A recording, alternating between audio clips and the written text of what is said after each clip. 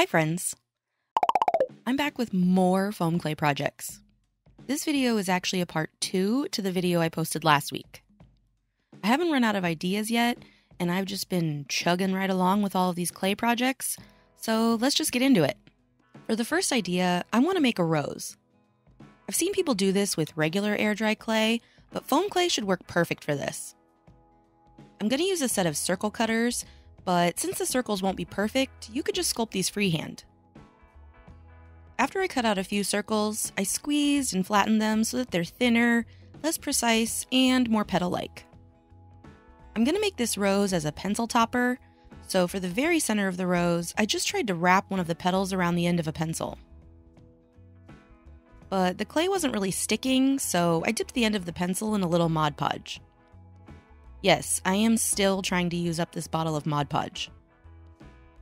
But it worked, and the clay stuck to the pencil. Then I just wrapped the first layer of petals around the center. For the next row, I went in with slightly bigger circles than the first. And after flattening and reshaping them a bit, I added them to the rows, flaring the petals out a little bit.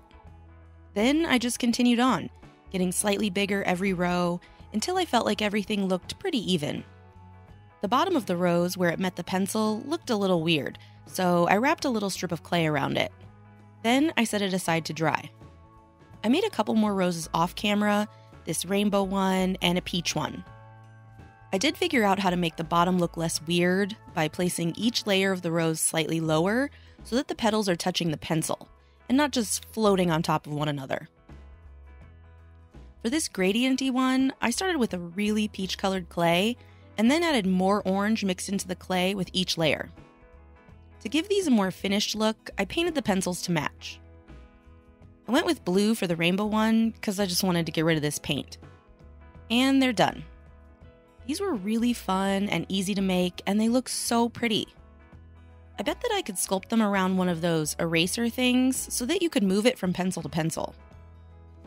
Now, in my part 1 video, I tried out these clay plunger cutters, and I couldn't quite get them to work because the clay kept sticking to them. But quite a few of you in my comments suggested that I use a little bit drier of a clay, and I just so happen to have some right here. This is me trying to demonstrate that it's a little dried out. Just trust me. Anyway, we're gonna try these plunger cutters out again.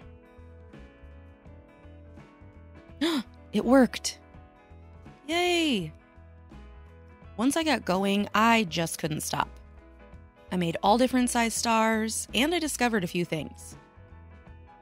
There is a sweet spot in the thickness of the clay. If it's too thin, the stars don't want to come off, and then they warp a little. If the clay is too thick, the sides get sort of squished up into the insides of the plunger. When that happened, I just mixed the messed up star back into the clay. But if the thickness is just perfect, the stars just shoot right out of the center. I would say that the perfect thickness is about the thickness of a quarter. Sorry, non-Americans, I don't know other world coins. But a quarter is 1.75 millimeters thick. Some stars do get kind of a thin, flappy piece of clay skin hanging off the edge, which can be trimmed off with scissors after it's dry, but I found that wiggling the cutter around before pulling it up can reduce that. So specific to make a tiny little star. Also, there's not a ton of little earthquakes happening, it's just my less than steady craft table. I got so excited making these that I decided to use up a bunch of my slightly dried out clay. And maybe mix up a few more colors and let them dry out a bit so that I could have the full rainbow. While mixing them all together to dump them out was pretty fun, now I have to sort them all back out. What am I going to do with these? Another suggestion that I got a few times was to decorate a sketchbook. I think this was in reference to the canvas I made in that video, but I think that I'm going to use these to decorate the front of this sketchbook. I did already have this sketchbook in my stash because I'm a sucker for a cool sketchbook, but why in the world I bought one with black paper, I don't remember. Either way, the cover is kind of textured, so I'm hoping that these stars will stick really well. I'm gonna go for a sort of rainbow swirly pattern, which makes sense in my head, but I'm not sure it does in actual words. And I'm going to use my matte Mod Podge for this, partly because yes, I'm trying to get rid of it, but also because the clay is matte, so I want the background matte too. And I'm starting with yellow because I know that I am incapable of making swirly sections even, so maybe if I start in the middle, I'll be able to judge better. The first issue I'm running into is that these yellow stars aren't flat. For all of the other colors, after I stamp them out, I let them sit for about 30 minutes, and then I flip them over to finish drying. But for whatever reason, I didn't do that with the yellow stars, so they're all kind of lifted on the edges. I tried to smush them down a little, but short of holding each one until the glue dries, I don't think that they're going to stay flat. So I'm going to have to do something really painful. See, I didn't want to seal in the stars because I wanted them to stay nice and squishy, and usually varnish hardens the outside a little bit. But I'm kind of worried that the stars won't stay on very well, so I'm going to go over the whole thing with a thick layer of Mod Podge and try to fill in some of those gaps. Ugh, I hope this doesn't ruin it. I'll let this layer dry and we'll see what it looks like. Okay, after it dried, it doesn't look terrible, so I guess we'll keep going. I didn't really have a super specific plan other than swirly, randomly sized rainbow. So I started with the largest stars in each color first, then filled in the spaces with the medium-sized and smallest stars.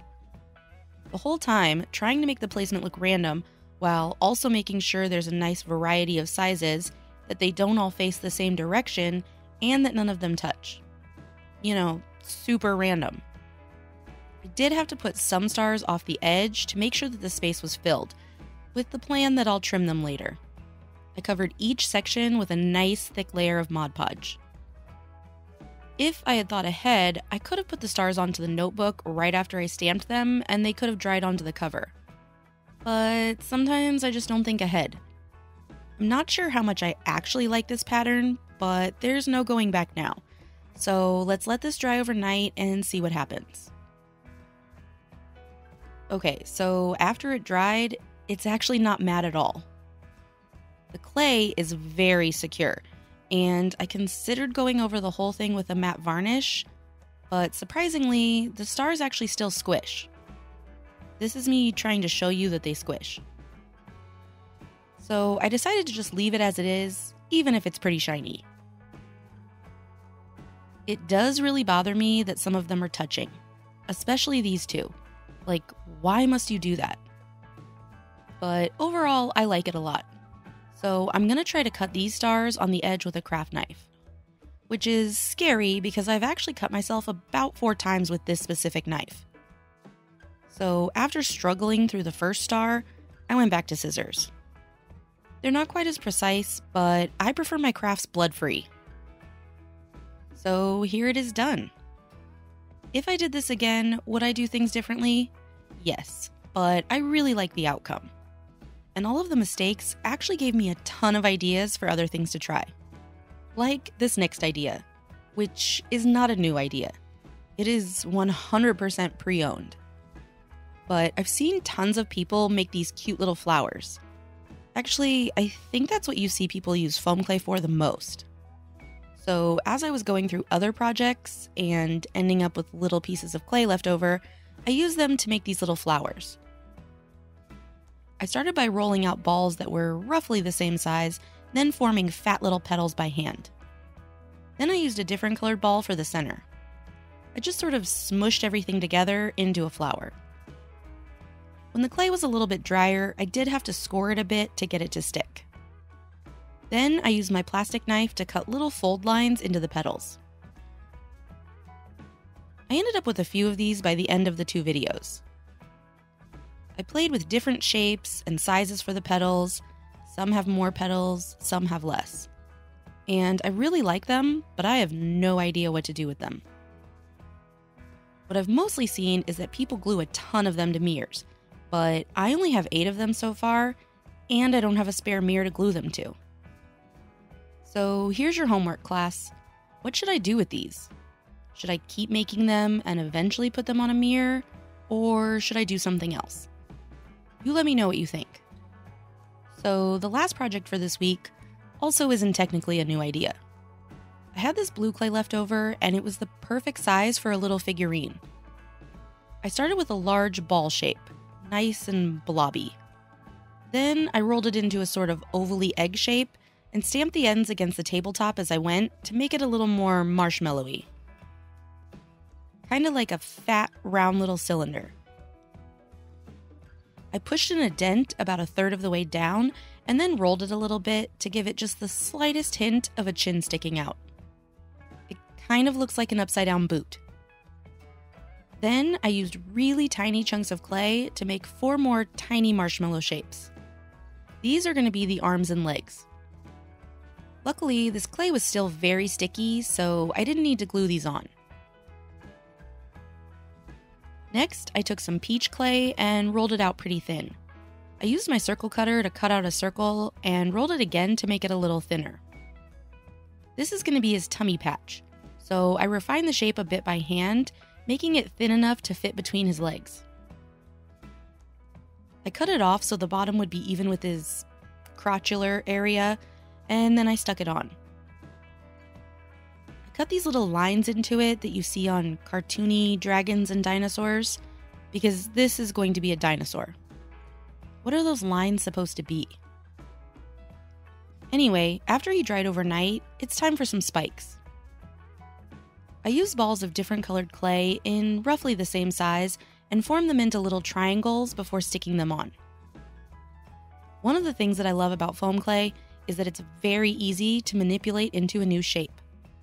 It's definitely the least strong-willed of the clays.